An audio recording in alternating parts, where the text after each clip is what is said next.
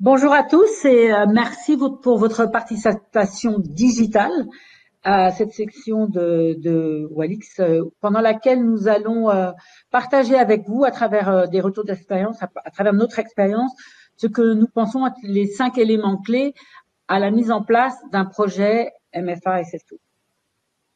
Un petit rappel pour le confort de tous et des auditeurs, surtout,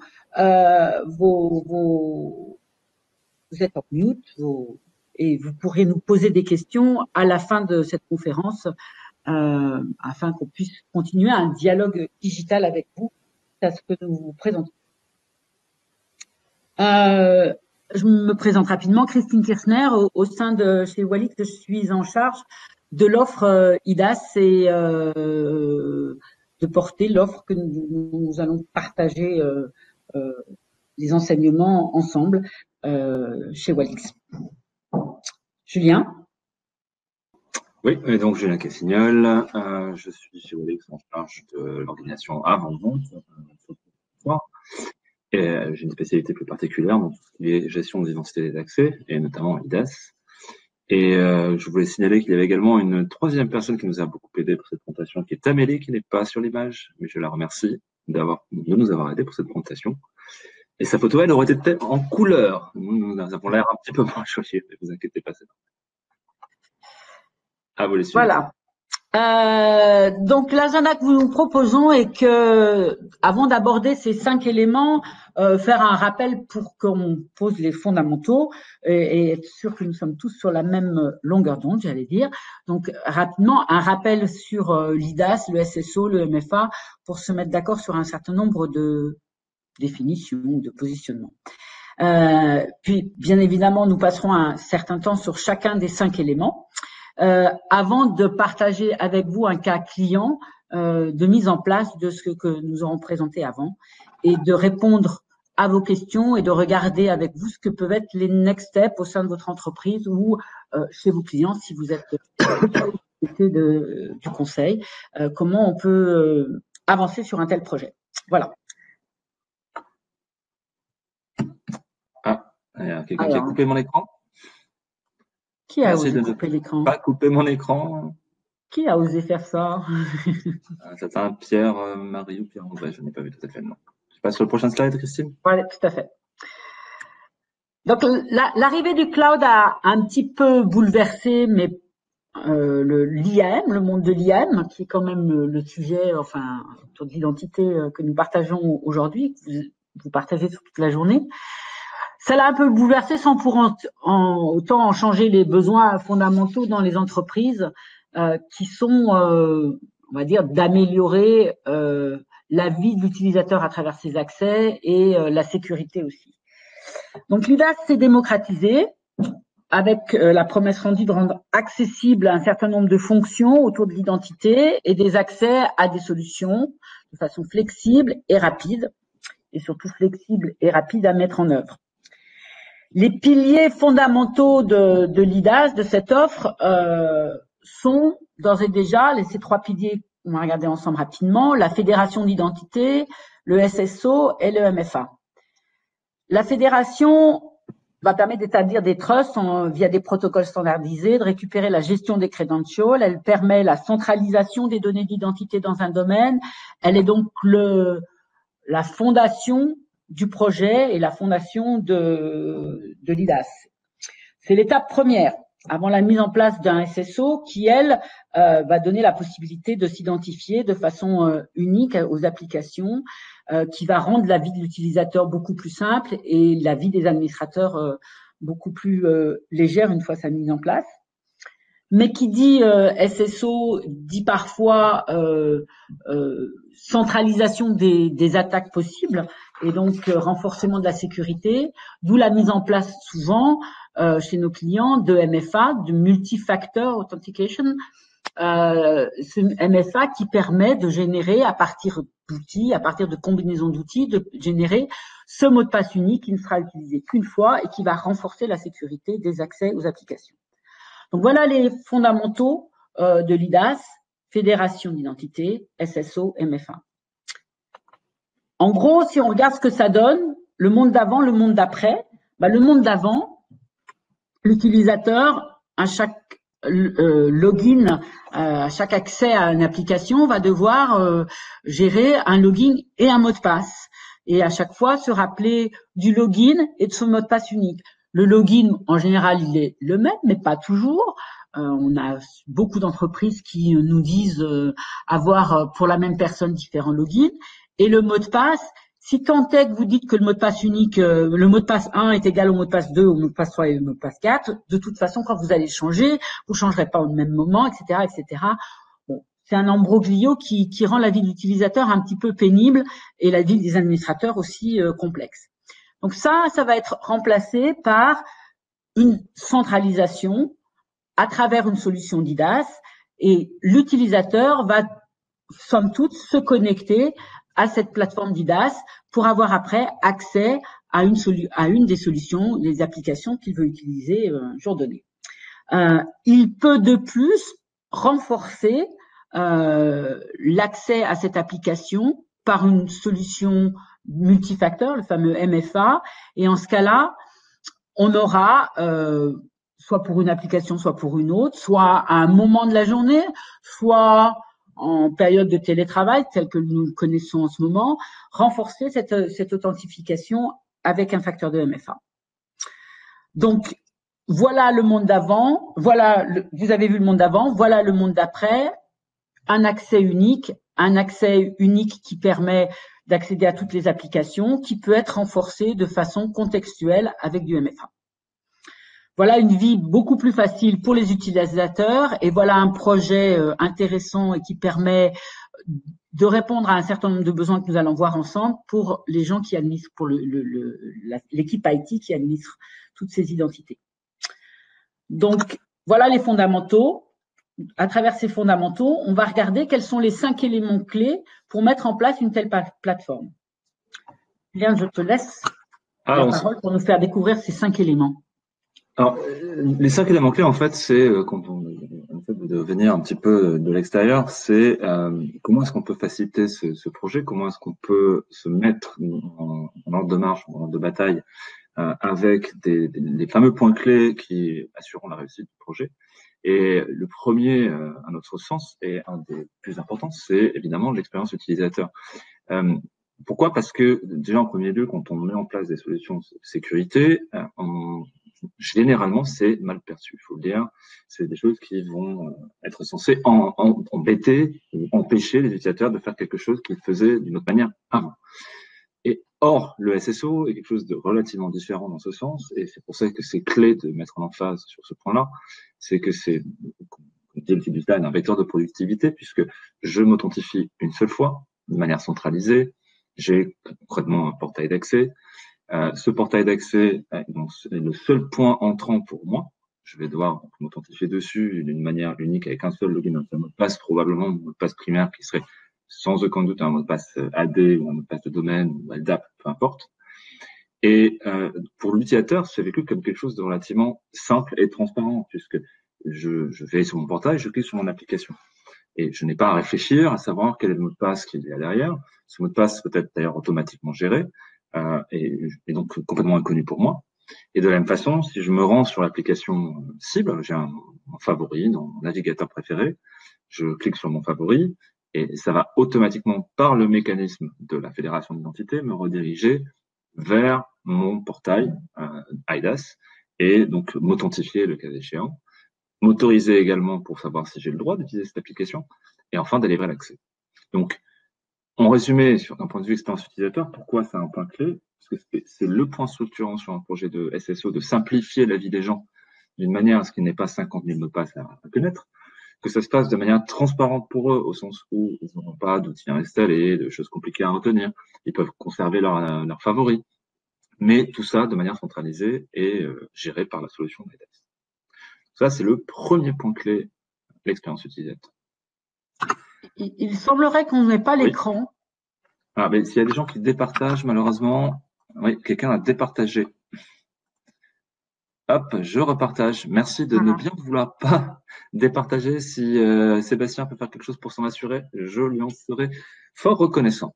Il n'y a que c'est pas ceux qui sont sur les présentateurs qui ont le droit de faire. Tout à l'heure, j'ai eu un départage. D'accord. Et ben, alors là.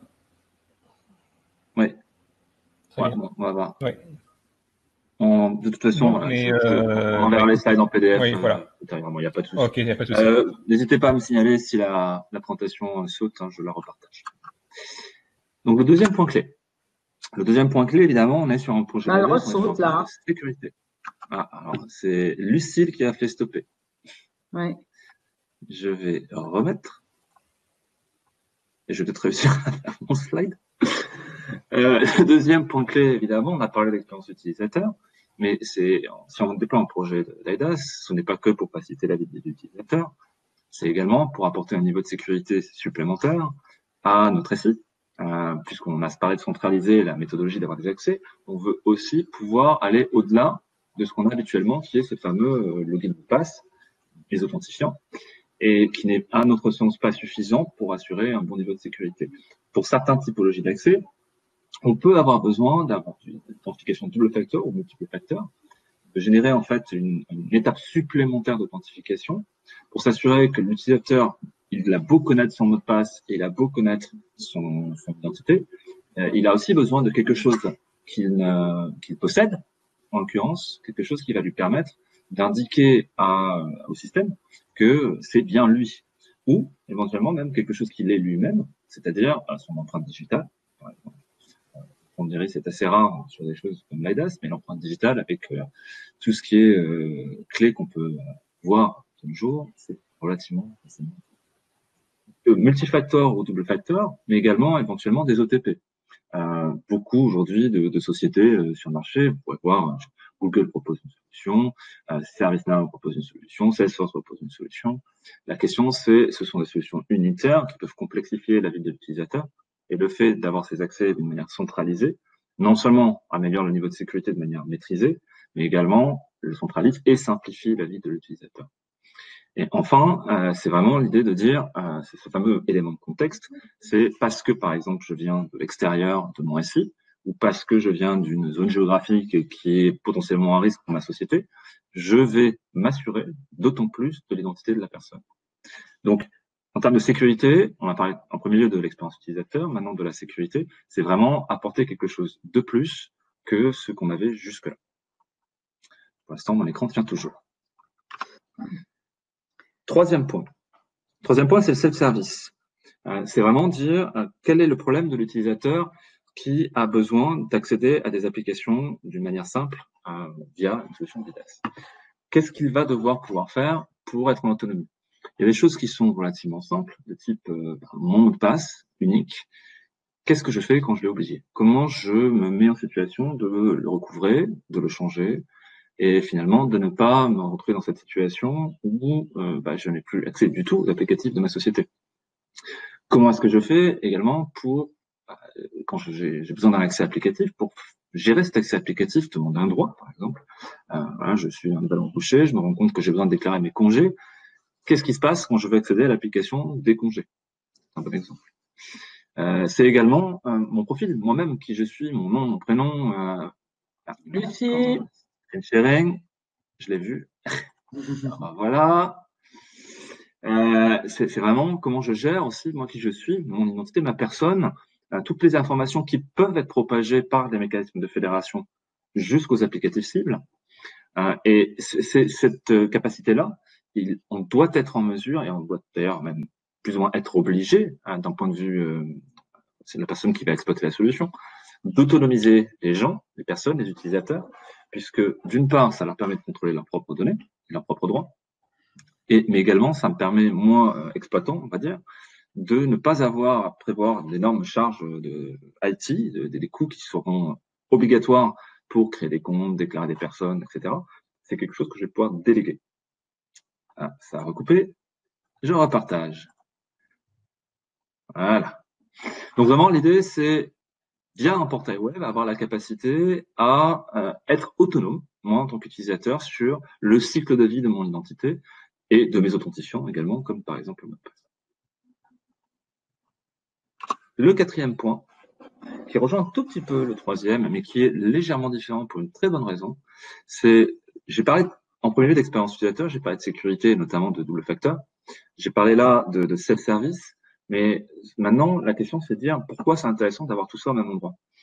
C'est intéressant parce que le fait d'avoir la capacité à dire que j'ai un telle et telle identité qui ont tel et tel ensemble de droits et de permissions et d'accès potentiels me permet, dans un seul système, en me reposant par exemple sur les habilitations de l'AD, de définir des règles uniques à un seul endroit et de pas avoir de multiples gestions de ces règles, que ce soit dans mes applicatifs cibles, du Salesforce, du SharePoint, du O365, peu importe. Donc, tout ça va être centralisé dans une seule plateforme où je vais pouvoir gérer l'ensemble de ces définitions-là.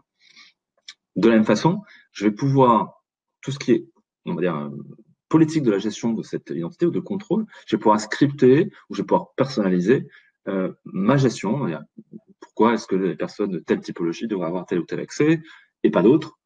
Est-ce que ces personnes-là doivent être dans une situation où on va faire du MFA et pas d'autres? Tout ça, c'est très au cas par cas. Un utilisateur, par exemple, on pourrait dire dangereux ou à privilège, mettons quelqu'un qui a accès au compte Twitter corporate de votre société, il est potentiellement dans une situation où il peut impacter votre image. Est-ce que c'est un utilisateur qui doit être authentifié par du multifacteur? J'aurais tendance à dire que oui, pour s'assurer que c'est bien lui et qu'on n'ait pas du defacing par quelqu'un qui aurait par hasard récupéré les credentials. De la même façon, le fait d'avoir cette plateforme de gestion centrale permet d'automatiser certaines tâches. Et un point critique aujourd'hui dans l'IDaaS, c'est ce qu'on appelle le just-in-time provisioning. C'est l'idée de dire, je suis nouvelle embauché, je vais accéder à la plateforme de IDaaS et je vais tenter d'accéder à un service qui ne me connaît pas. Par exemple, Office 365. Ce n'est pas parce que le service ne me connaît pas que je ne vais pas pouvoir y avoir accès. Je vais effectivement réaliser ce qu'on appelle le just-in-time provisioning. Les mécanismes de fédération vont envoyer, par le biais d'un jeton SAML, en l'occurrence, ou OpenID Connect, une information au service que je cherche à atteindre. Et avec ces informations-là, le service va pouvoir créer mon identité et la lier à mon identité primaire. Donc, pour moi, c'est transparent. J'ai cliqué sur un lien, je me retrouve avec mon propre compte. Tout ça sans avoir rien fait, non pas de mon côté, en l'occurrence utilisateur, non plus que du côté de l'IT, qui n'a pas eu besoin d'être sollicité pour créer un compte. Donc, l'impact de ça est structurant parce que c'est un impact sur ce qu'on appelle le TCO, le Total Cost of Ownership, puisque si je ne crée pas les comptes en avance de phase, je n'ai pas besoin de licence pour ces comptes. Par exemple, au 365, c'est payant pour chaque utilisateur. Et le fait de ne pas avoir besoin de ces licences fait que si la personne n'utilise jamais son compte, je ne paierai jamais pour sa licence. Donc, c'est intéressant à la fois pour la facilité de mise en œuvre, l'exploitation, j'ai pas besoin de demander à quelqu'un de le faire, c'est bien pour l'expérience utilisateur, mais c'est aussi également bien d'un point de vue purement pécunier, je ne vais pas payer pour ce que je n'utilise pas. C'est là où on peut voir par ailleurs une opposition avec les stratégies traditionnelles d'IAM on-premise, où il faut qu'on crée et on provisionne les comptes quand une personne on lui octroie le droit. Si on ne les provisionne pas, cette personne va devoir demander un droit qui va lui octroyer l'accès à l'applicatif qu'il souhaite. Donc il y a des étapes supplémentaires qui peuvent être un frein à l'adoption de ce genre de solutions sur la partie on-premise par rapport à des solutions IDaaS. Le cinquième et dernier point, donc, pour rappel, on a parlé de l'expérience utilisateur, on a parlé de la sécurité, on a parlé du multifacteur, on a parlé juste là de tout ce qui était automatisation. Et c'est que on est sur un projet de sécurité qui a vocation à nous donner des informations pour assurer la gouvernance de nos identités, pour assurer que je suis en conformité au regard de certaines règles. On pourrait parler de séparation des tâches, particulièrement dans le monde bancaire, le fait de m'assurer que je ne puisse pas être jugé partie. On pourrait aussi parler de tout ce qui est POLP, ou principe du moins de privilège en français, s'assurer qu'un utilisateur ne dispose que des droits qui lui sont strictement nécessaires à un endroit centralisé, et que donc je peux, depuis cet endroit, dire quels sont les droits dont l'utilisateur dispose et m'assurer que ça correspond bien à sa mission. Mais pas que sur un seul utilisateur, bien sûr sur l'ensemble des utilisateurs, puisque les droits unitaires d'une personne ne sont pas forcément intéressants au regard du fait que je n'ai pas la visibilité sur ceux des autres. On connaît les cas de collusion entre différentes personnes, on connaît les cas d'obligation de rotation de personnel, où on a besoin de savoir qu'on va changer le droit de quelqu'un parce qu'on va le donner à d'autres pour éviter justement ces problématiques-là. Mais aussi cette notion de zéro trust, c'est-à-dire que mon but, donc dans un système comme ça, c'est de tester à chaque moment, dès que j'essaie d'accéder à une donnée, que les droits que j'ai sont les droits dont j'ai besoin, et ni plus ni moins.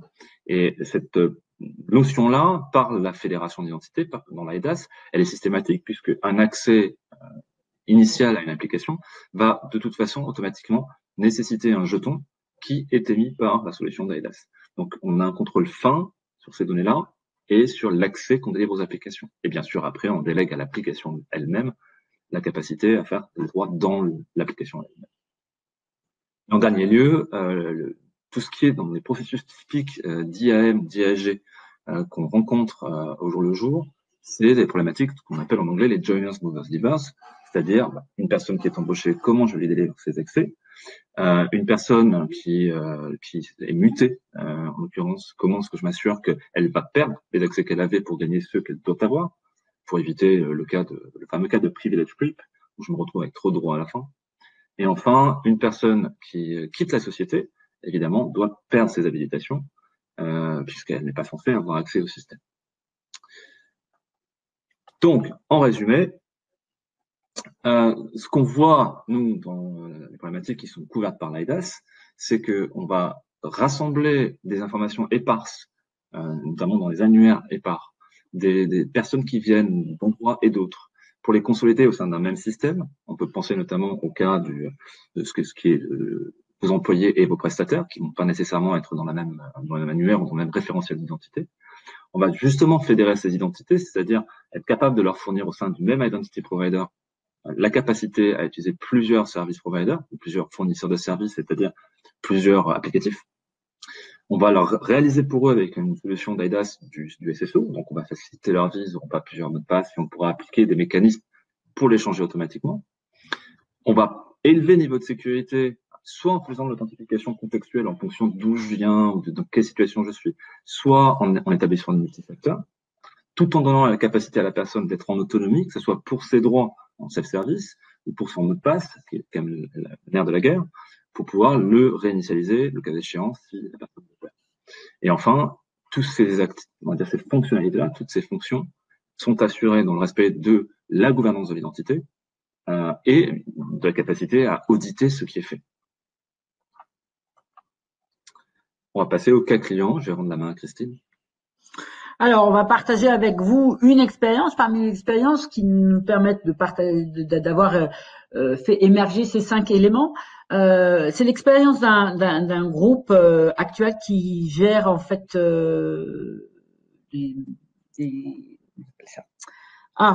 l'intérim. Et dont l'objectif était à la fois de simplifier l'accès aux applications et la gestion surtout des identités des différentes personnes, des 1200 personnes qui sont à travers la France, mais aussi de sécuriser avec de l'authentification forte l'accès à ces applications. En particulier, cette sécurisation s'est nettement renforcée et on l'a vu avec eux à travers les audits qu'on a menés. C'est nettement renforcé pendant le confinement. Donc, c'était le cahier des charges de mettre en place cette centralisation et cette sécurisation.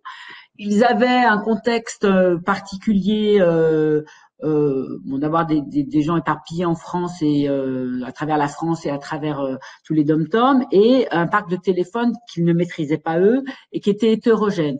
Donc, quand on parle tout d'un coup de mettre en place une solution de MFA, on se dit personnes éparpillées un peu à travers la terre, on va dire, avec les dom-toms, on va pas pouvoir leur... Ah, Lucie qui a arrêté le partage d'écran. Si Julien, tu peux remettre le partage d'écran. Je le relance. Merci Julien. Donc, cette contrainte de population éparpillée et de téléphones non maîtrisés fait qu'ils ont fait un choix pour envoyer, pour faire du MFA par un envoi de SMS avec le fameux OTP qui sera retapé. Ce choix, il aurait pu être dans d'autres compagnies. Ce qu'on voit ailleurs, c'est une application que vous mettez sur votre téléphone mobile et qui vous permet d'avoir un push et vous rentrez l'empreinte digitale et pour générer ce fameux mot de passe unique qui va vous permettre de rentrer en toute sécurité dans les applications. Alors, on n'a pas de partage. Ça tourne un peu en rond. Confirmez que vous voyez bien l'écran parce que pour moi, là, non, on n'a plus de partage. Alors, je le relance. L'outil semble mirdouillé, à défaut d'un meilleur terme. Le revoilà, c'est bon. Voilà.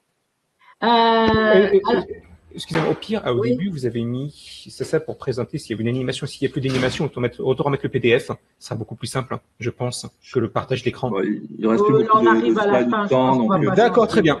Ça va aller. Ok, Voilà. je vous laisse finir dans ce cas-là. Voilà. Alors, pour mettre en place un tel projet, ça a été relativement bref, hein, on va dire, parce que le grosse partie du projet, comme vous l'avez vu à travers ce qu'on a partagé, ce que Julien vous a présenté, il y a la partie, et on le verra après, il y a la partie intégration des annuaires, en fait, synchronisation avec les annuaires, et puis il y a la partie fédération des applications.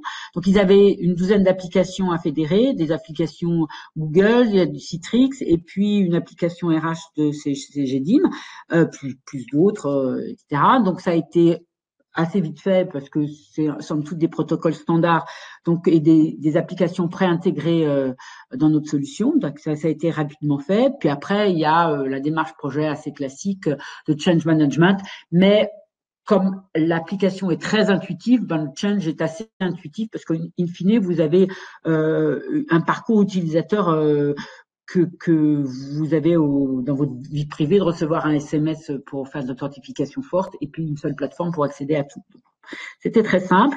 Donc en 2 mois, ça a été mis en place et depuis bientôt 2 ans, la société fait tourner ça. Il y a eu un pic d'utilisation des SMS puisque les SMS sont essentiellement mis quand les gens travaillent à l'extérieur. Il y a eu un pic en ce début d'année malheureusement et je pense qu'il y en aura un à partir de demain. Mais tout ça à la grande satisfaction des équipes et du DSI qui a trouvé une solution, dit-il, efficace et pertinente et extrêmement facile à mettre en œuvre. Donc voilà un exemple. Il y en a plein d'autres et on est prêt à partager avec vous cette plateforme qui est très facile à mettre en œuvre. C'est le propre de l'IDAS. Donc, si nous devions partir ensemble, quels seraient les next steps, Julien? As-tu une idée? Oui. Les next steps, c'est clairement, voilà, ce qui pour moi est un chemin assez classique. Quand on commence un projet d'IDAS, la première chose, évidemment, c'est ce qu'on appelle onboarder. Alors, on a du terme anglais, c'est un peu difficile de trouver un terme français correct pour celui-là. C'est apprendre les identités, les mettre les lier au sein de la solution. Donc, relier mes annuaires, mettre mes prestataires externes s'ils sont pas dans un annuaire. Déjà, si on n'a pas l'identité, évidemment, on peut rien faire. On va commencer par s'occuper de l'identité. Ensuite, on va également s'occuper des applications. À quoi je souhaite me connecter? Je vais pouvoir me connecter à du Google, à du Salesforce, à du Twitter, peu importe. Une fois que j'ai les personnes et que j'ai les applicatifs et leurs droits, je vais justement modéliser, faire mon modèle de droit. C'est-à-dire dire qui est censé avoir accès à quoi, comment, dans quelle situation, pourquoi, est-ce qu'il y a des rôles, des groupements de droits, quelque chose qui me permette d'avoir du sens, en fait, dans l'applicatif cible par rapport à l'identité source. Et une fois que j'ai fait ça, je vais regarder quelles sont les stratégies de just-in-time provisioning que je peux mettre en œuvre pour des raisons d'économie de coût, mais aussi expérience utilisateur. Donc, comme je le disais tout à l'heure, c'est vraiment recréer l'identité, il faut plutôt créer l'identité lors du premier accès, de zéro. Donc, quelles sont l'ensemble des informations dont j'aurai besoin pour réaliser cette opération. Et une fois que j'ai dit ça, justement, on arrive à ce que j'appelle l'enregistrement de l'identité, c'est-à-dire parfois, on a besoin de récupérer depuis certaines applicatifs ou depuis certaines sources d'identité des informations qui peuvent être intéressantes d'un point de vue métier. Je vais donner un exemple bête. Si je lis mon compte Google, mettons, à une solution d'IDAS, je vais peut-être avoir un intérêt à savoir le nombre de connexions que cette personne a sur son compte Google. Connexion au sens de personnes avec qui elle est connectée. Pourquoi? Parce que ça peut me donner une métrique qui peut m'intéresser dans un contexte métier pour savoir à qui j'ai affaire. Ça aurait pu être sa date d'anniversaire, ça aurait pu être plein d'autres choses. Et enfin, une fois que je dispose de l'ensemble des données des applicatifs et que je suis en capacité de me connecter avec mes utilisateurs, la question c'est le cycle de vie de ces utilisateurs-là. Qu'est-ce qui se passe quand j'embauche, comme je disais, quand je termine une relation contractuelle? Qu'est-ce qui se passe quand je mute une personne? Est-ce qu'on a des cas qui vont être ponctuels ou bien inscrits dans le temps? Tout ça, ce n'est pas un casse-tête, ça se fait très facilement avec les solutions d'IDAS.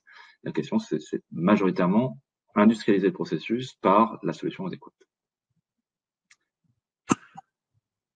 À toi, Christine, ou tu veux que je le prenne? Bon, comme je vas-y. Ah, j'y vais. En quelques mots, Walix, donc Walix c'est nous.